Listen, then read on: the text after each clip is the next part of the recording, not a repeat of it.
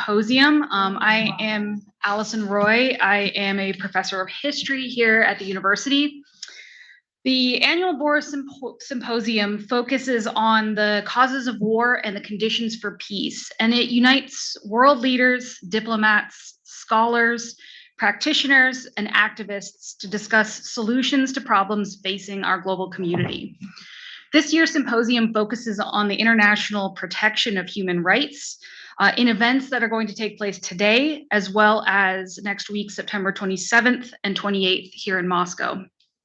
Details about the various events are in the program that you received at the door and are available as well at our website, www.uidaho.edu/Borah. The Borah Foundation Committee sincerely wishes to thank the President's Office, the Office of the Provost, the United States Holocaust Memorial Museum, and the Meyerhoff Lecture Series, as well as the Martin Institute for their support for this year's symposium. To start us off, I would like to introduce our representative from the United States Holocaust Memorial Museum. Dr. Chiara Crego-Schneider joined the Mandel Center in 2015 as a program officer, working with students and faculty members throughout North America. She became the campus outreach program officer in 2019. Her current position cultivates interdisciplinary approaches to the Holocaust that are relevant to unique geographical regions in the United States and Canada. Active engagement and exploration focusing on the range of racial persecution in North America and Europe during the 1920s, 1930s, and 1940s enlivens Holocaust studies and other related fields. Dr. Crego-Schneider works with college and university communities to develop and facilitate rigorous, nuanced conversations around historical questions, ensuring that Holocaust studies remains at the center of campus and curricular discussions. Dr. Crego-Schneider.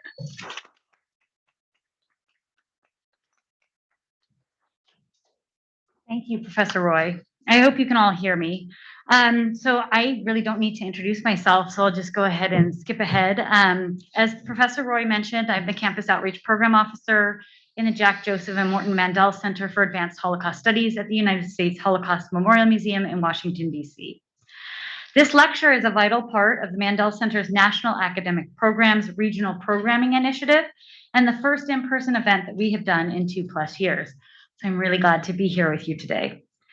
Regional programs such as this one advance the field of Holocaust studies by cultivating interdisciplinary approaches to the study of the Holocaust. By exploring the Holocaust through a variety of lenses, including in conversations with and alongside local persecution histories throughout North America that persisted in the 1930s and 40s, the Mandel Center ensures a vital field of study that has a place in the academia for generations to come. Our current regional program efforts are focused on the Pacific Northwest, the geographical region which includes Northern California, Oregon, Washington, Idaho, and British Columbia. And this offers a unique cross-border history of removal, theft, memorialization, and murder, as well as othering of minorities in Nazi Germany and the Pacific Northwest. The United States Holocaust Memorial Museum is pleased to be working collaboratively with the University of Idaho, Moscow, through its Borah Foundation, as well as all of our partners at campuses across the Pacific Northwest. A special thank you to Professor Smith, whose commitment to planning, organizing, and facilitating this discussion made it possible today. Today's panel will build on the 2022 Joseph and Rebecca Meyerhoff Annual Lecture on Citizen Stripping in Nazi Germany and the United States, also hosted by the University of Idaho last March, as well as the 2 years of programming themes addressed in the Regional Programming Initiative. This interdisciplinary panel will address the possible repercussions of removing, denying, or reducing citizenship rights through a discussion about historical, forced, and coercive labor in Germany and the US. It will explore the intersections and divergences between these unique circumstances, including the similarities and differences between these two different countries and how they justified and benefited from the labor of those they deemed other, and how forced, coerced, or exploited labor became a tool of exclusion. Thank you for attending today's lecture discussion. I will now hand the platform back to Professor Roy.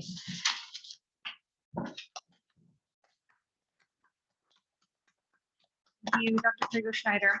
Before I introduce our moderator for today, I just want to say that in keeping with the Holocaust Museum's policies, we're going to be doing a moderated Q&A. So you will receive a card on which you can write down any question that you have, and then you can pass them to either side of the aisle, where we will have various representatives from the Borah committee picking them up, and then they will be handed to me, and I will, in as quickly as I can get through them, get through what questions we have coming from our live audience here as well as from Zoom. So keep an eye out for those cards. So today I would also like to welcome Dr. Kristen Haltner, who is going to be our moderator for today. She is an associate professor of sociology and the director of the Academic Certificate in Equity and Justice here at the University of Idaho. Her research focuses on political sociology, in particular right-wing political movements, which is a very timely thing to be talking about. Currently, she is working with a research team on understanding climate change skepticism. Dr. Haltner is particularly interested in ways that racism, sexism, and homophobia operate in and through institutions and popular discourses, and teaches courses related to political sociology and social inequality. She is the author and editor of 4 books, most recently No Perfect Birth, Trauma and Obstetric Care in the Rural United States, which came out last year with Lexington Books. Welcome, Dr. Haltner.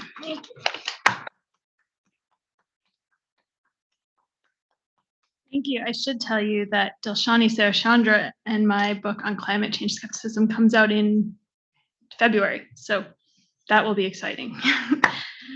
So tonight, we will be discussing coercive labor in Nazi Germany and the Pacific Northwest, specifically focusing on 1933 to 1945.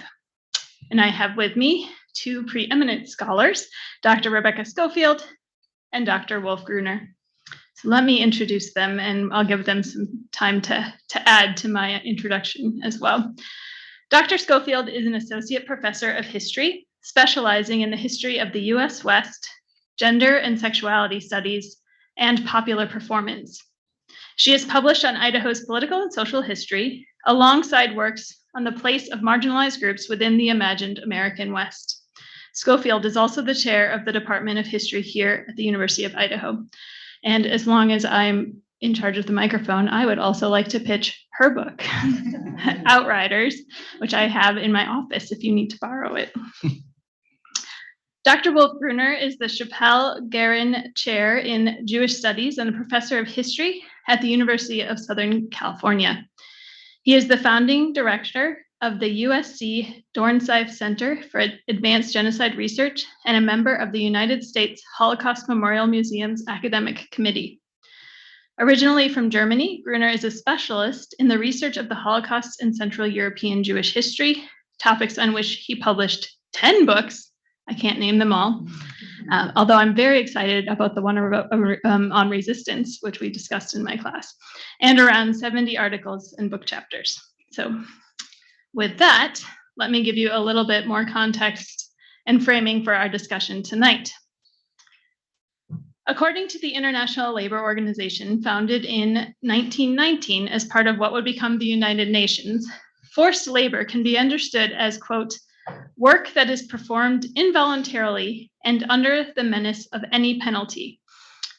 It refers to situations in which people are coerced to work through the use of violence or intimidation, or by more subtle means such as manipulated debt, retention of identity papers, or threats of denunciation to immigration authorities. We'll use this definition as a starting point for the historical periods that we're discussing.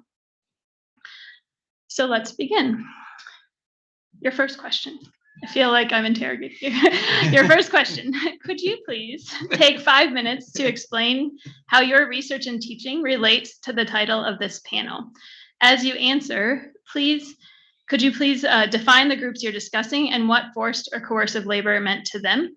Can you also explain why they were targeted and how their labor benefited the people or governments exploiting their labor? Thank you, everyone, for being here today. I'm so delighted. As Dr. Haltner said, most of my research concerns the history of the US West, marginalized populations, particularly in the realm of popular performance, but I have published on educational and political history in Idaho, and I teach many of our Pacific Northwest history courses. So for today's panel, what I want to talk about, the groups I want to emphasize today, particularly for this time period in Idaho, were the bracero workers and workers who were Japanese American, who were incarcerated at 2 prison camps in Idaho, Minidoka and Cousky. Particularly in the Pacific Northwest at this time, we have a labor emergency happen. The war has taken away many young men who are joining the armed services. Also, young men and women are leaving, particularly the inland Northwest, for coastal cities to work in very lucrative war industries. So there aren't many people out in the sort of agricultural labor sector. And this is a huge problem in Idaho politics because farmers make up a large and very vocal state constituency that Idaho politicians want to support. And particularly the sugar beet industry is what gets focused on because sugar beets aren't as good of a source as sugar cane to get sweetener. However, the Philippines exports of sugarcane from the Philippines are disrupted during the war. And then in addition to sweetener, sugar beets produce alcohol that is used in war munitions. So the United States government is very heavily invested in making sure that sugar beets are being grown and harvested in the Pacific Northwest. But with the labor shortage, there's this sort of push and pull where all of a sudden the US government lifts its restrictions on sugar beet harvesting, and you have in the Pacific Northwest a sort of scramble to get laborers. Particularly the sugar company, it was called the Utah-Idaho Sugar Company. At the time, they controlled the sugar beet industry in Idaho, and they were owned by the Church of Jesus Christ of Latter-day Saints, which is also an incredibly important political constituency in Idaho. Now, at the time, Idaho governors only served 2-year terms. So they were constantly campaigning. They were never not on the campaign trail. And Governor Clark was elected in 1940. He never expected to be a wartime governor. And he was deeply antagonistic to the idea of bringing in workers from using either Japanese internment or the bracero program. He said, quote, well, the solution to the Japanese issue was, quote, send them all back to Japan, then sink the island. Very similarly, the Attorney General of Idaho at the time said, quote, all Japanese should be put in concentration camps for the remainder of the war. We want to keep this a white man's country, to kind of give you an overarching idea of what the political culture was like in Idaho at the time.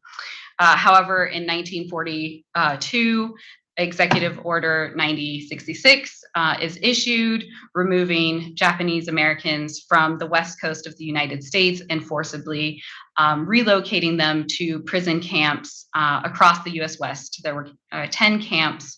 One of these sort of regular concentration camps, Minidoka, was in southern Idaho, and then another camp, Cousky, which was actually run by the INS, Immigration and Naturalization Services, that had all Issei or first generation Japanese American men at it, was very near us on Highway 12.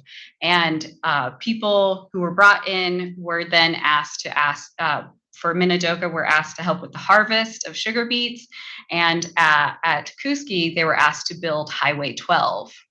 And so we'll talk about how those experiences looked very different. Now, it was a full year before the Japanese American incarcerated people were allowed to leave the camp. And so at the same time that there's pressure to get people in the fields, the US signed the Mexican Farm Labor Agreement with Mexico and started the Bracero program. So despite the sort of racial opposition in Idaho to bringing in farm laborers, farmers pushed very hard to have access to these populations, and then proceeded to exploit them heavily, as I'll talk about today.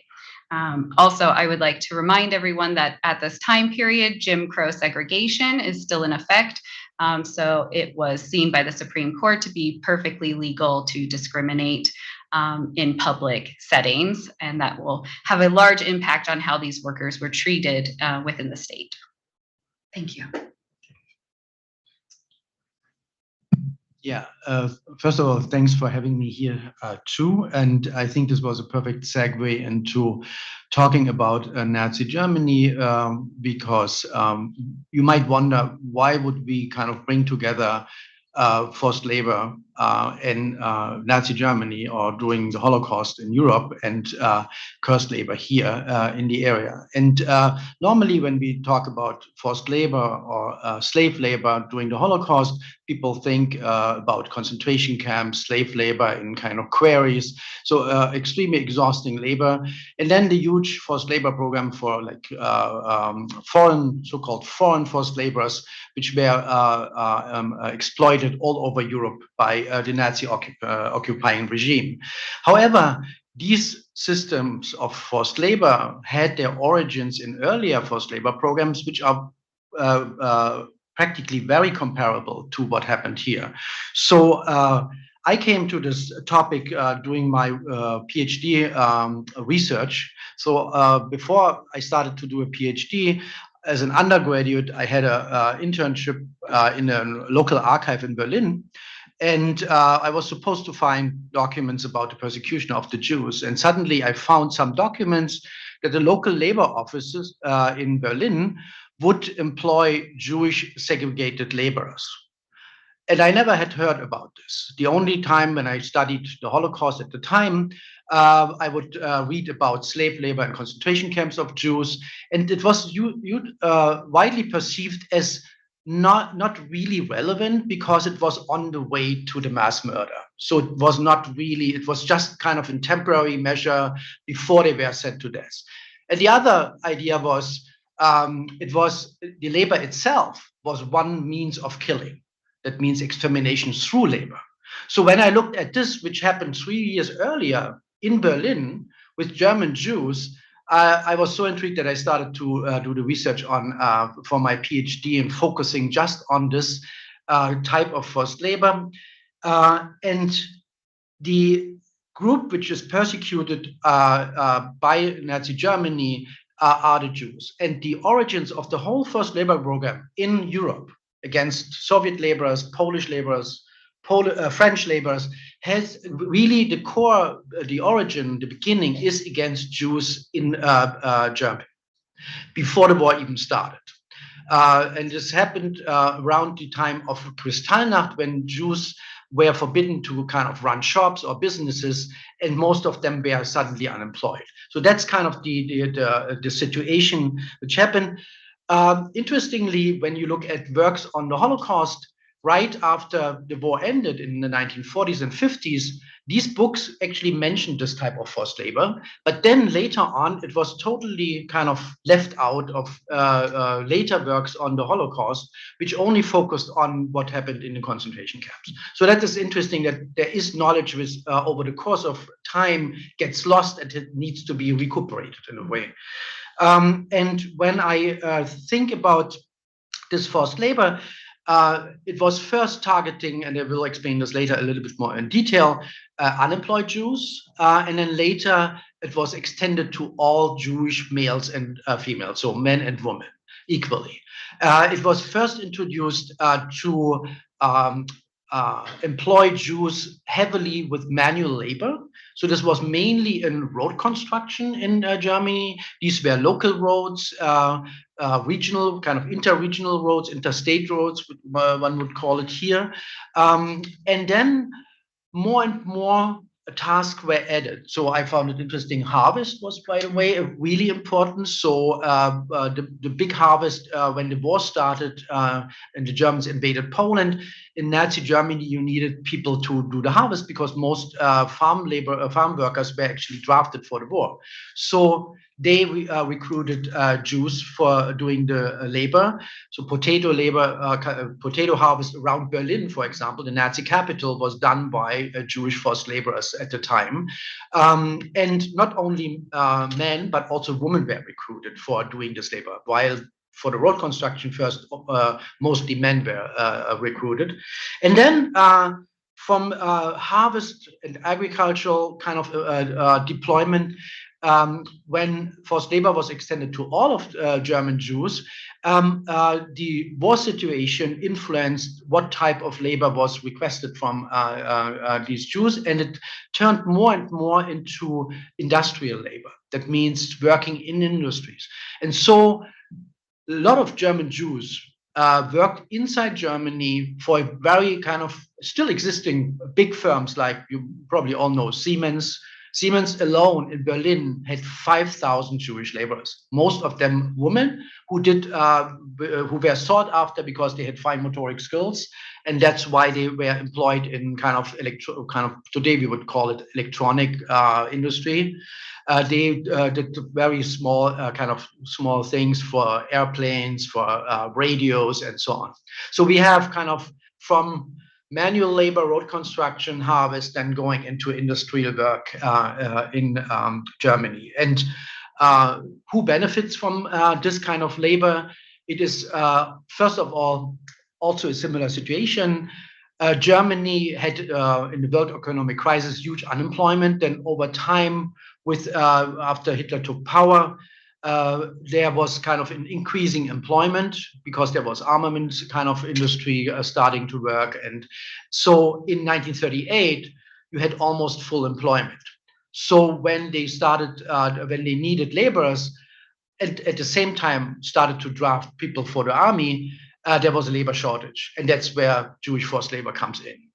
And the last point I want to make for this first round is these contracts, what this early forced labor, the forced labor got, was designed and then taken later on, very similar, and applied, for example, when they brought in Polish forced laborers from Poland to work inside Germany, and the same is true for Soviet forced laborers, who were equally perceived as kind of racially inferior as Jews.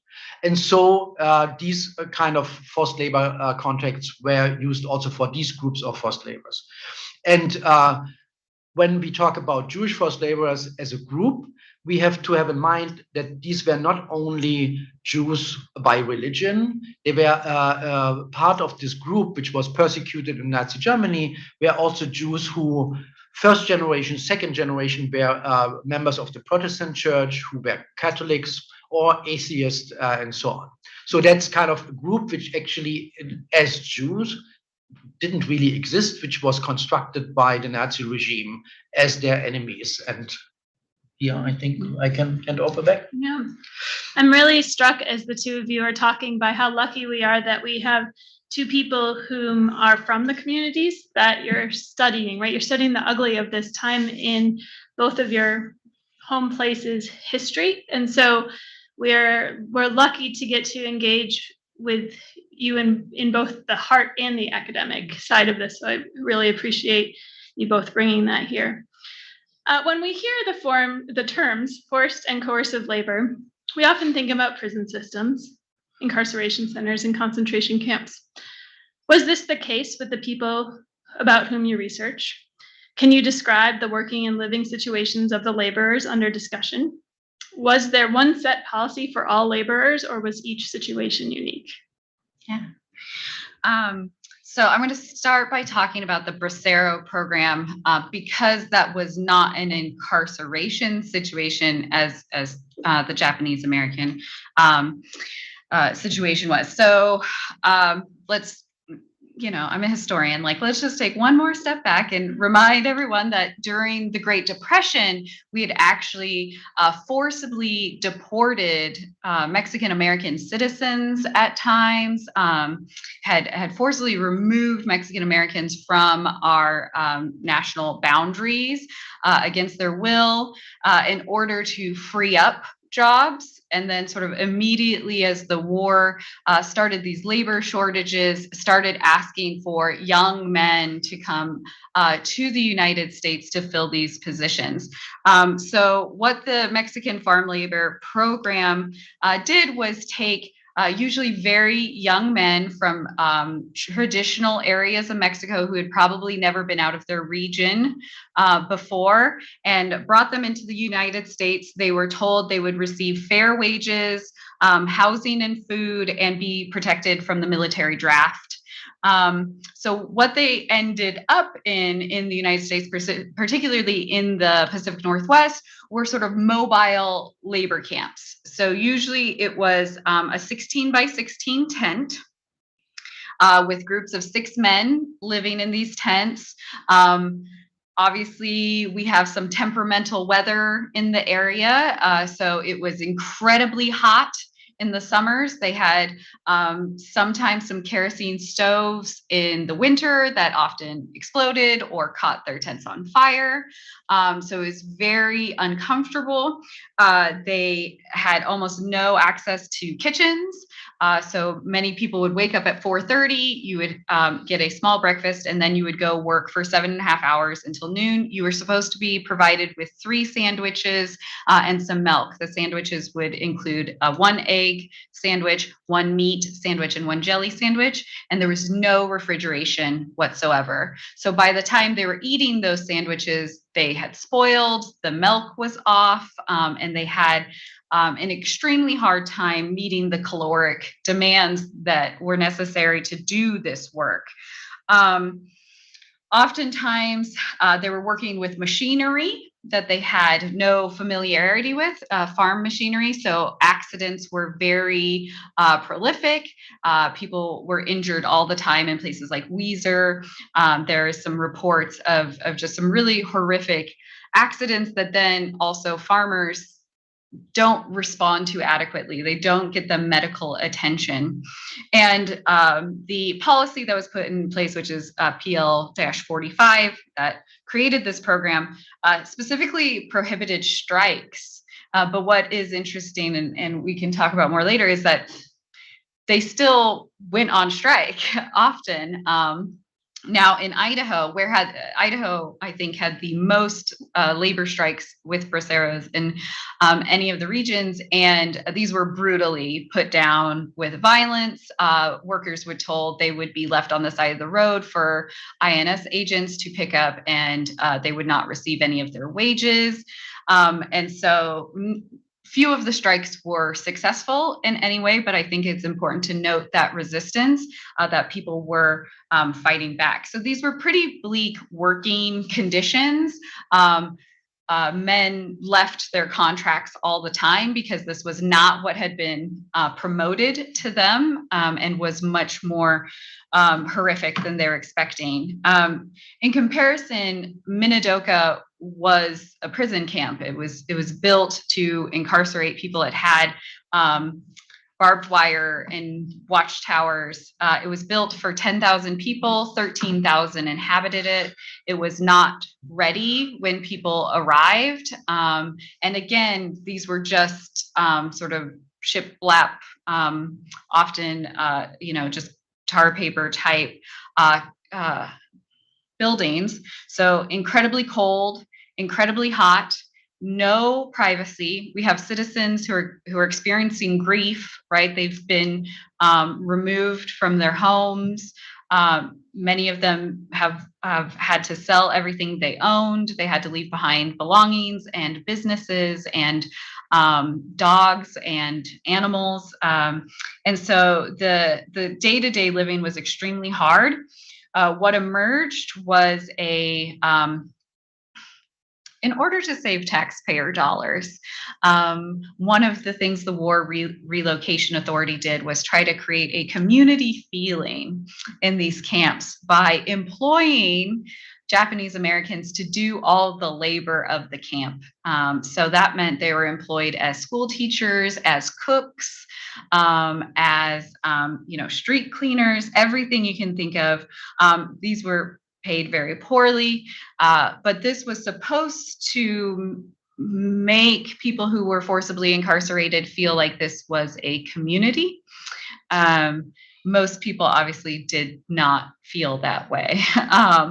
But they sort of existed in this very, very desolate place. A lot of the people who ended up in Minidoka were actually from Bainbridge Island, incredibly lush green areas. And there, if you've been to southern Idaho, you know it's a desert. They were in a high plateau desert with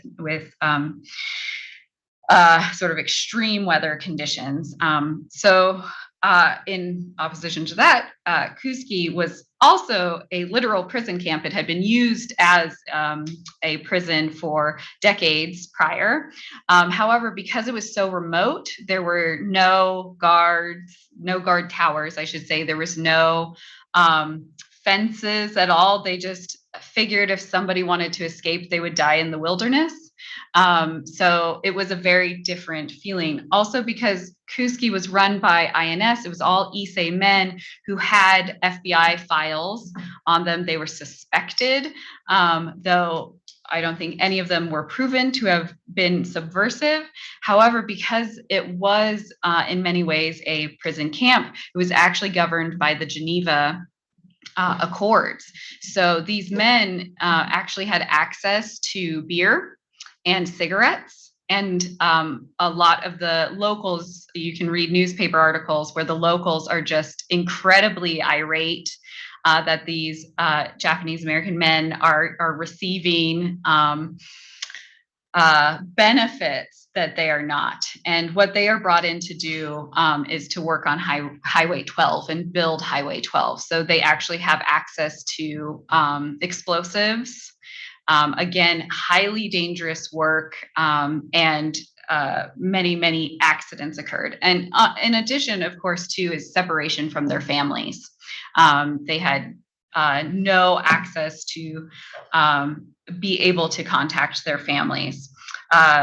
So I think I'll wrap up there. I just want to also mention that there were other camps like the Twin Falls labor camp that would actually bring together and house both braceros and Japanese American workers alongside many like white workers who were just trying to make ends meet. And so there were places in Idaho where we actually are bringing all these people together.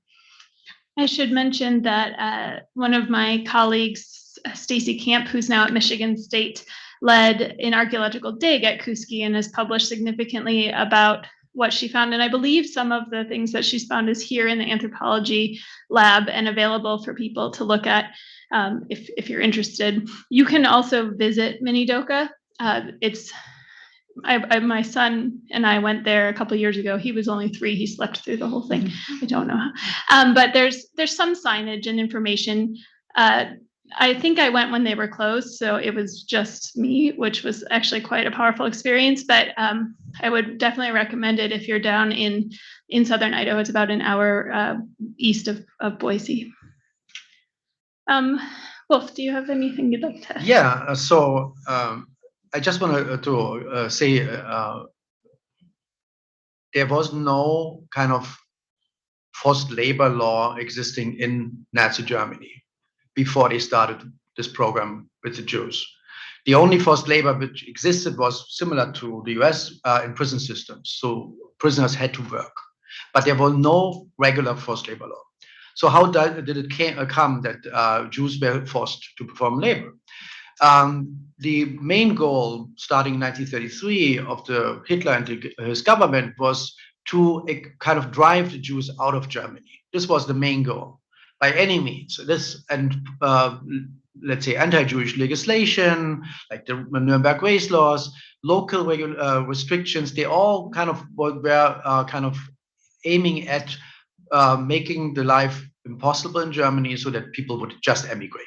However, the problem increased while many Jews left. When they occupied Austria and annexed Austria, suddenly they had the same number of Jews incoming as had left since 1933. So the problem was there again. Now they started to radicalize their anti-Jewish measures locally and centrally. And you all have heard about Kristallnacht. This was the main attempt to drive the Jews out by violence, because no other means were kind of successful, since all the radical measures led to impoverishment of Jews. But poor Jews could not emigrate because they couldn't pay for visa, they couldn't pay for passages, for train tickets, and so on. So suddenly the Nazi government realized we are stuck with a huge amount of Jews. Since we made their life impossible, they don't have businesses, they are not employed anymore because we dismissed many of them from their workplaces. We have to pay welfare for them. And those who had paid into unemployment insurance, which was enacted in the 1920s in Germany, so they were actually entitled to receive unemployment benefits. And with this kind of anti-Jewish framework of the Nazi government, there was this notion the state should not pay for these people. So, and interestingly, nobody came up with a solution but the Vienna Labor Office. And in Vienna, the Labor Office decided that they will make the Jews pay kind of work for their unemployment benefits. And they wanted to make them work in a way that they are also are driven out as soon as possible, and they made it by segregating the workers. That means they didn't let them work together with other workers on these road constructions. They segregated them. They when they started to work in factories, and for example, in Austria, it was brick factories, so heavy manual work. They introduced special shifts for Jews. So in the beginning, it was all these Jews who were kind of registered as unemployment benefit recipients. These were mostly males in the beginning, but also some women. And this is kind of a sliding kind of begin of this coerced labor program. And interestingly, these people were all kind of employed by individual contracts, as I already mentioned. There was, as I said, no labor law. So what happened in the beginning is these were practices on the ground developed, like the segregation. How do you segregate these Jewish laborers from the other laborers? How some started to mark Jews for the segregation, or they put signs on this is a kind of a toilet for Jewish laborers. So when they worked in a factory, so there is segregation starting, and slowly they took rights away, labor rights away. So, for example, the right for vacation or the right for extra benefits when they had heavy manual labor, which they were usually entitled to extra benefits. And a lot of private companies were interested in using the forced labor for two reasons. First of all, no other laborers were available, but second of all, they only paid minimal wages. So they benefited tremendously and profited from this kind of forced labor. And in a way, there are two kind of types of this early forced labor. One was Jews were employed in their own hometown. So they lived at home, but every morning they had to go to their work labor site. And the coercion was, if they would not go, they would lose their unemployment benefits, so they would be without income. So they worked, for example, for municipalities. They worked for private road construction companies, as I mentioned, brick companies, for farmers in the harvest. But this was locally. But then they were also sent out to camps. And these were usually larger road constructions. There were constructions of power plants. There were kind of hydraulic projects where they were sent to. And there they mainly male laborers were kind of housed in camps. And here we see this kind of makeshift program. There were no camps available which they could use. So they would house them in schools, in old monasteries, which were expropriated, sometimes in barracks of summer camps. So you have a wild variety of camp facilities which were used, which were not actually really camp facilities. And this also speaks then to the kind of situation and conditions of these forced laborers.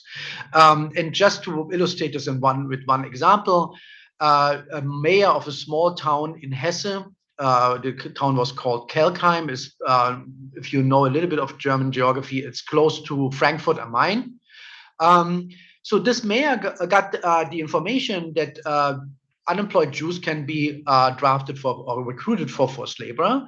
So he was interested in to build a small road from his town to the next neighboring town.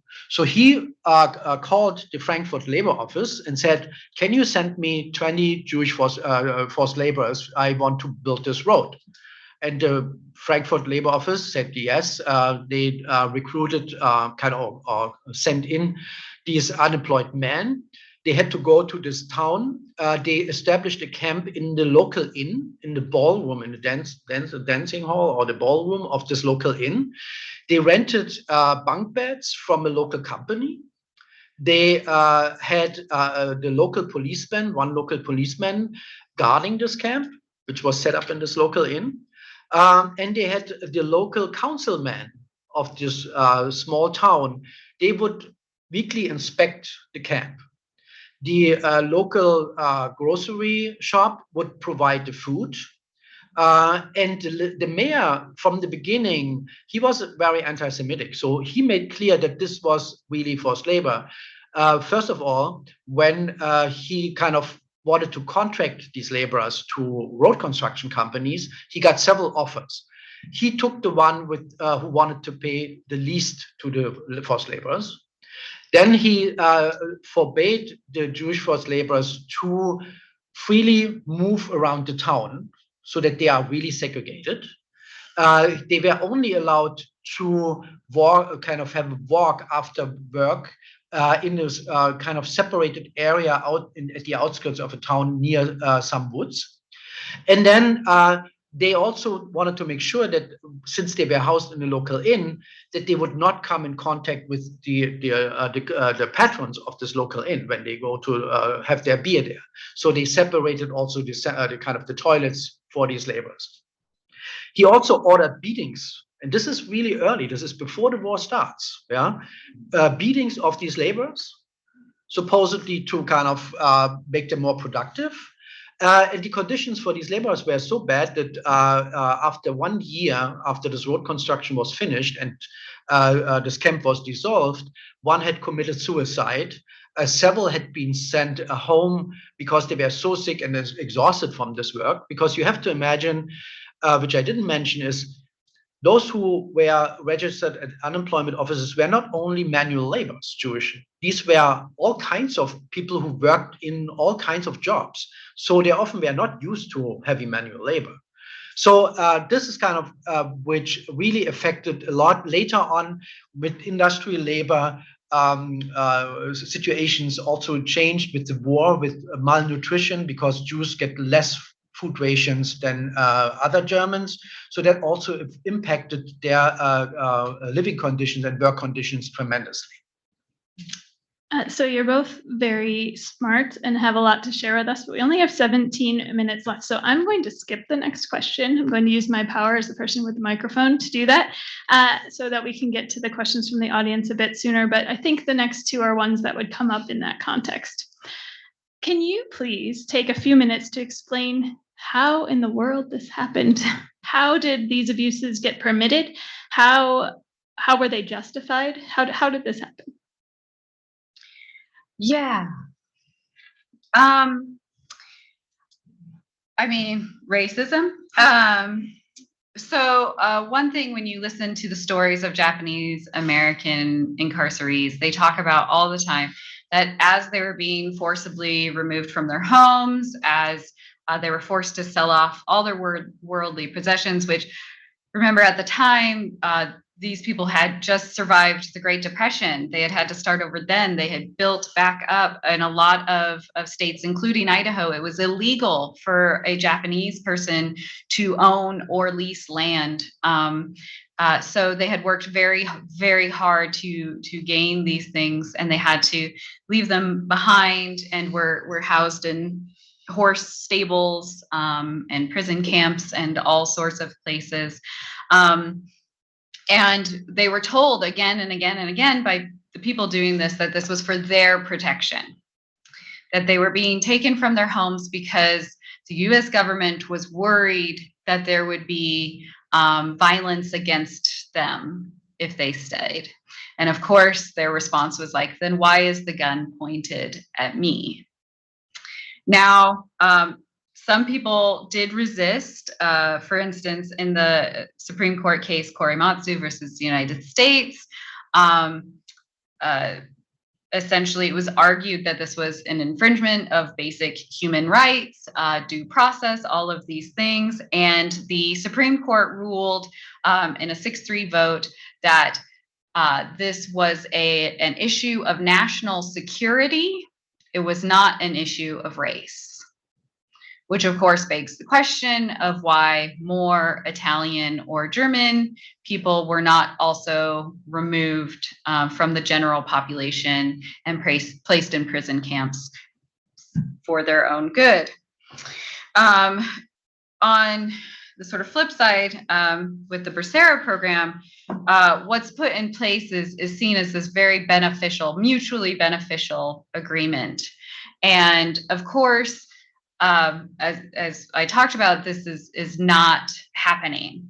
And it gets so bad in Idaho that Mexico blacklists Idaho from receiving any more workers in 1948 because discrimination. So for instance, Bracero workers couldn't shop in places like Caldwell. All of the businesses would put up no Mexicans allowed in their storefronts. And you had some people going in, farmers and farm groups, saying like, you have to serve these people or they will leave. And local business owners simply refused. And those discriminatory practices were common in the United States under Jim Crow segregation. It was perfectly legal to say who you were willing to serve or not. Now, I think it's important to place this in this sort of larger context that then several decades later, there's a push for reparations. And in revisiting the Korematsu case, the US government essentially says, oh yes, we had all of these intelligence reports. We had the military saying very loudly, this is not a military issue. These people are not a military threat. So it really was simply down to race in the United States and the way in which race had been legally enshrined. We know the importance of United States eugenics, science and law in the sort of rise of the Nazi regime. That was a lot of American racial science being used. So the way in which the legal system created others based on race in this time. Thank you. Yeah, I already mentioned one argument that the state didn't want to pay to Jews kind of benefits and because the actual goal was to drive them out. And there is this a little bit context, an older context, which is existing in all Western countries, is that people who are unfit or a burden to the society, that they also kind of cost a lot, and that leads to ideas of bringing them to work for these extra costs. And so that's a little bit the underlying idea. But here the framework is that anti-Jewish policies left kind of preferred Jews as these first labor. But I have to say that similar projects also were done with Romani people, which were also perceived as enemies, and also increasingly with people with disabilities, that they were kind of selected for if they are capable of work or not, which then led later to euthanasia, and so the killing of people with disabilities. And during the war, there was an obvious justification for within the German population that the German non-Jewish German men were drafted for the war, were at the front, so it was only just that the Jews had to perform forced labor at home, and for many this was in a way obvious that that needs to happen, and it didn't. People didn't think about that. This is kind of that these were people who had paid taxes, who were kind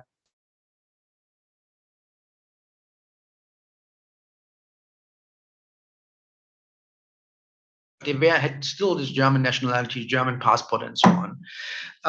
And I think this leads then to, as I said, this was a sliding process or kind of an accumulative process, which leads then in 1941 that they actually drafted a law making it legal to enact forced labor for Jews.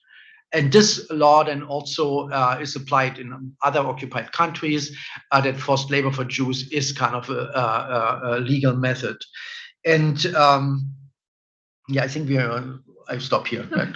I'd like to use my sociology hat for a moment to also add a little bit about how I see this unfold in the research I do in the present moment. So I study right-wing extremist groups, and my first project in graduate school was to study the Minutemen Civil Defense Corps. If you don't know who they were, they stood on the border of the United States and Mexico, and their goal was to stop undocumented migration to the United States. So I went to the border and I camped with them and I talked to them and I interviewed them, and what I saw, and now that I'm further in my career, there's sort of a process of othering that makes this possible, right? There's this creation of us and them.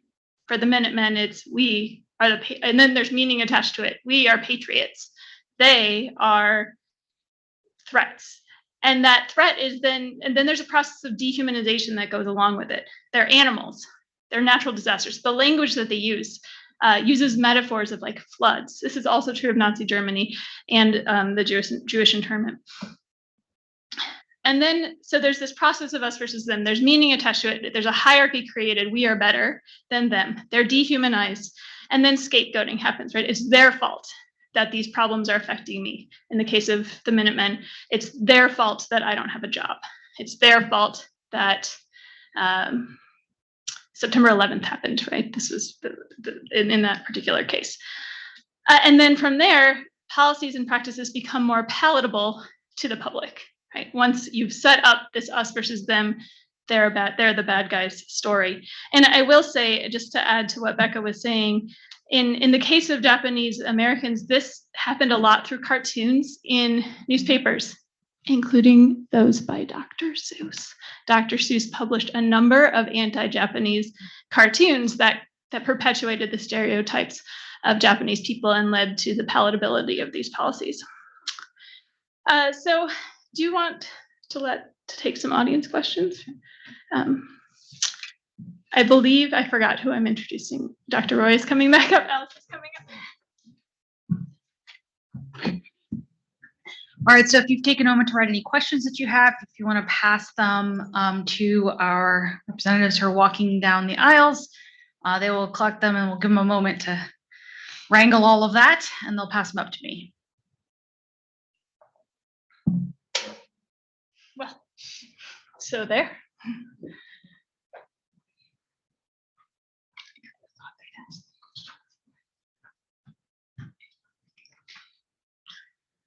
I will just say that as a Roman historian, it is very sad that this process of othering that was just described has been happening for well over 2,000 years.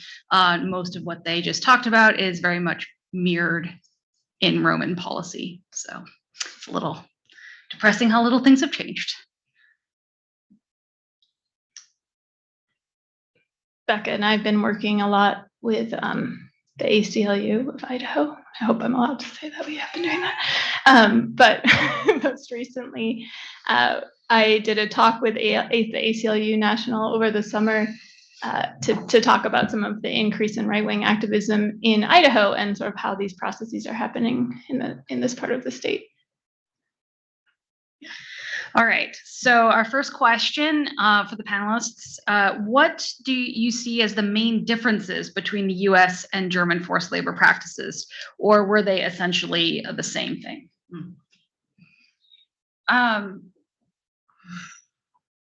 So one thing that is different is that there's these sentiments, right, of like send them to Japan and sink the island, but there isn't a statewide policy in the same way of driving people out.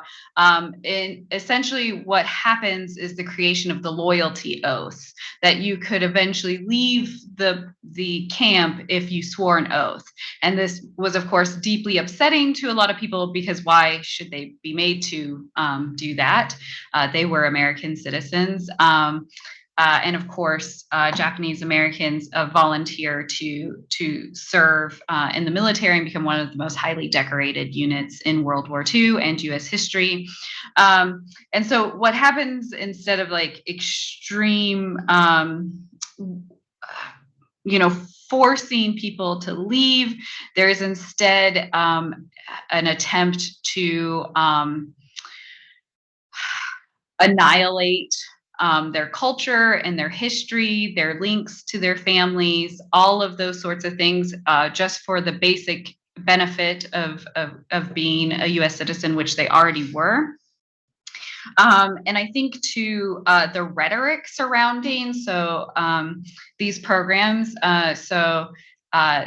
they would never have openly talked about like Japanese incarcerees are being forced to work. Instead, the language is very much, I actually have a quote here from the Idaho Daily Statesman that says, quote, "To save food for freedom crops threatened by wartime labor shortage, hundreds of Japanese volunteer workers from the Minidoka War Relocation Center are moving into the sugar beet, potato, and onion fields of Idaho and Montana." So it's very much framed to the public as this is what these people want to be doing and want to be out there. So I think there is some differences there. And then I'm not sure what the wage structure was in Germany. There were some very small wages that were offered to Japanese workers. It was about $12 a month, whereas white agricultural workers were making about $48 a month. The Kuski internees were making about $50 a month building the road, which would have still been incredibly less than their white counterparts. But so there was very little paid. And yeah, I'm going to leave it at that. I'll let you talk about this. Yeah, I agree. I think the main difference is this state framework. But in general, we see a lot more similarities, because also wages, for example, were minimal wages for manual labor, even then when they later on did industrial work. It was also even less for women than for men. It was every qualifications you had as a worker was not kind of not regarded. It would not fit into your pay scale. This was just every Jew would get minimal wage. Later on, when then forced labor was introduced, for example, in Poland, this was even in many cases not paid at all. But in Germany, but I also think similarities are, for example, who benefits from this, right? These are private companies who benefit from this, administrations who get projects done. So there is a lot of benefit there. And what I see, for example, in Germany is that this type of forced labor, in a way, was later on not regarded as forced labor because they had individual contracts. Yeah, although they were forced to do this, they could, and when they were in camps, they could not leave the camps. And later on, when they tried to get recompensation after the war, if they survived the war, they never got recompensation until the 1990s, when in the 1990s there was this huge international discussion about forced labor in general in Nazi Europe.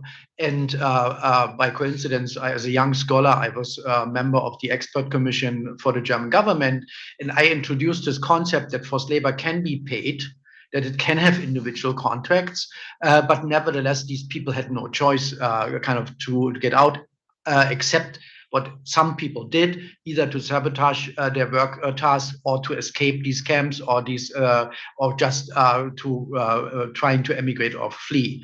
So it is forced labor under what we in the beginning said, under these notions, what or kind of international understanding what forced labor is.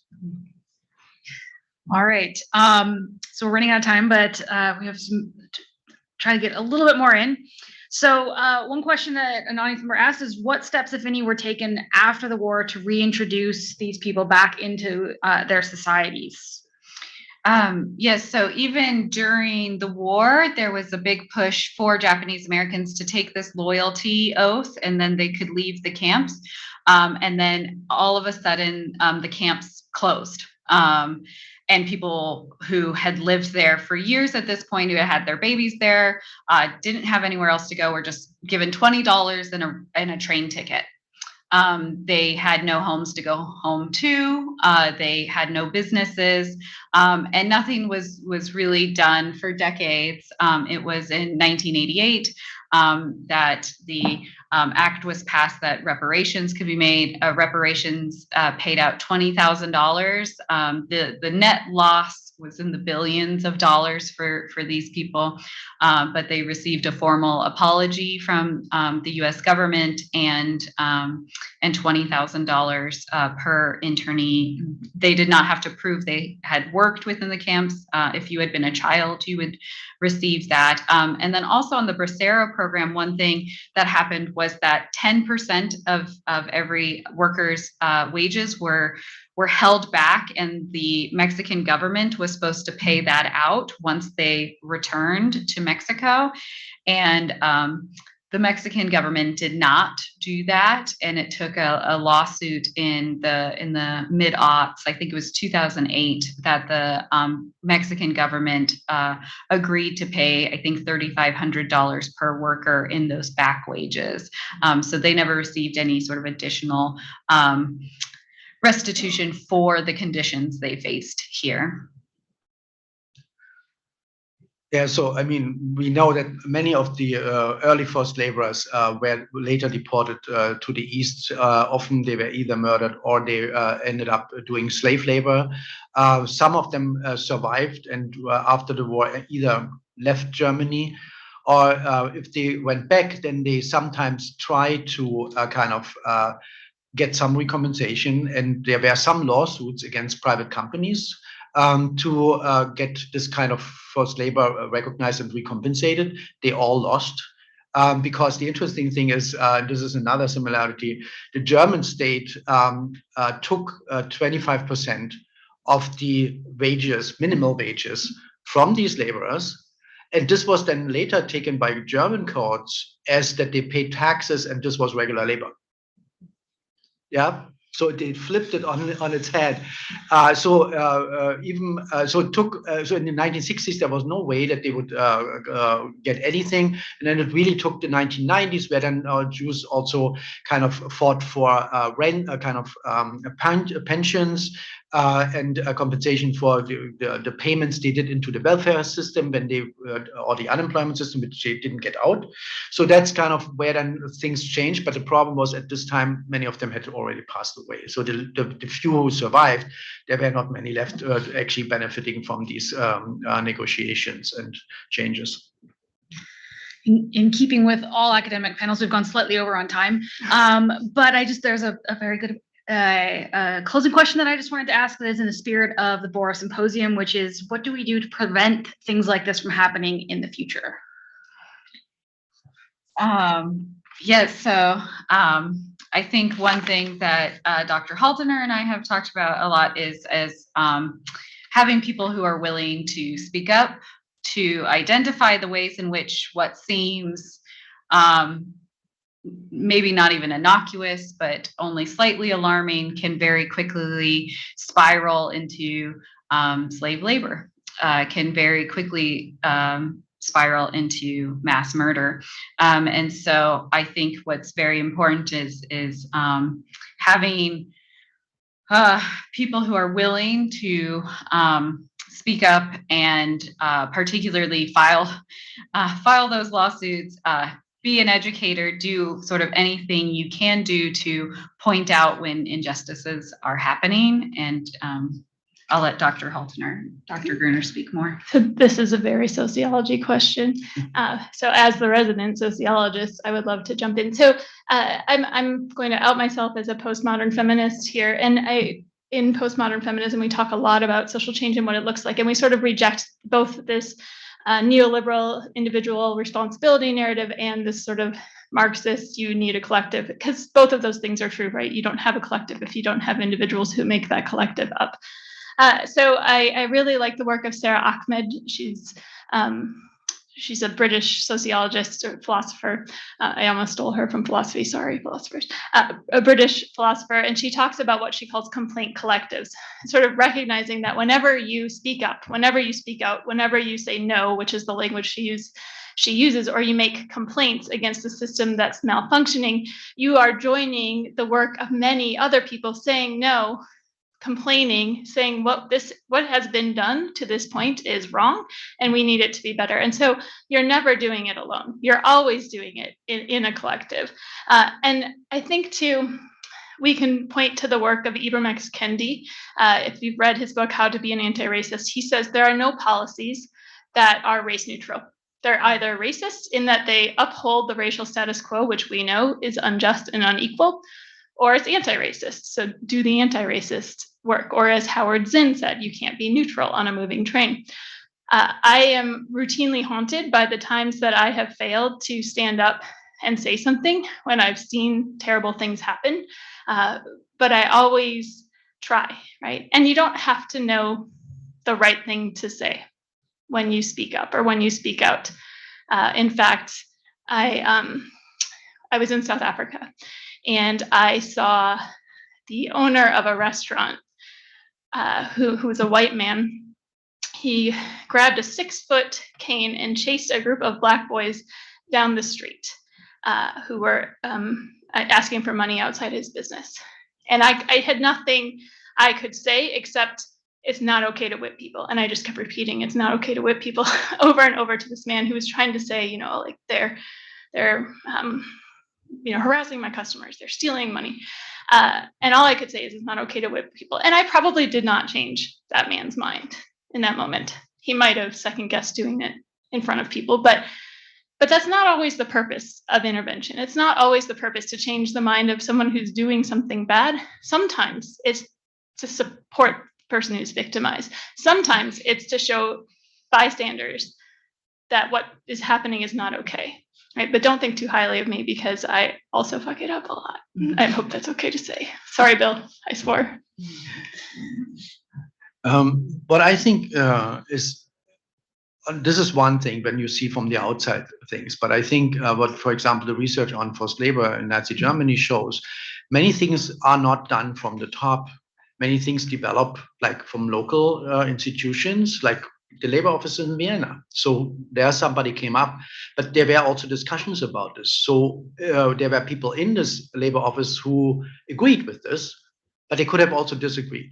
So it starts in these local institutions. Then it's we have to think about who is benefiting from this, like private companies. We have this example which I brought in this small town where there were different offers for the contract of the road construction. Some would pay regular wages to the Jewish forced labor. That's what their offer was. But others say, I discriminate against and I will pay only minimal wages. So even the private companies who benefit from this, there are also things, there are choices made, right? So I think it's really about personal individual responsibility in every level of the society, in every sphere of the society. And people have to think about what choices they make and what these choices, what kind of long-term results they may have. And the important thing is, as this kind of example of the Jewish forced labor in Germany shows, it starts small with people who have to pay a kind of with work for their unemployment benefits, but it ends with slave labor, or it can end with slave labor in concentration camps. Can I say one other thing? I think a lot about utopias and creating utopias. I'm in a class right now with Margaret Atwood, and she's trying to get people to envision real utopias. And what I like to try to tell my students is that one of the important things that we can be doing right now is think about the world that we want to have and live it in our interactions with people. And we want to have a world in which we embrace people with kindness and empathy and patience. So do that, right, in the now. Live the utopia that you want to see. On that very hopeful note, I would just like to thank our panelists and our moderator on behalf of the Borah Committee for attending this and offering us their insights on this particular topic. And I'd like to thank you for coming for the opening event for the 75th anniversary of the Borah Symposium. So thank you.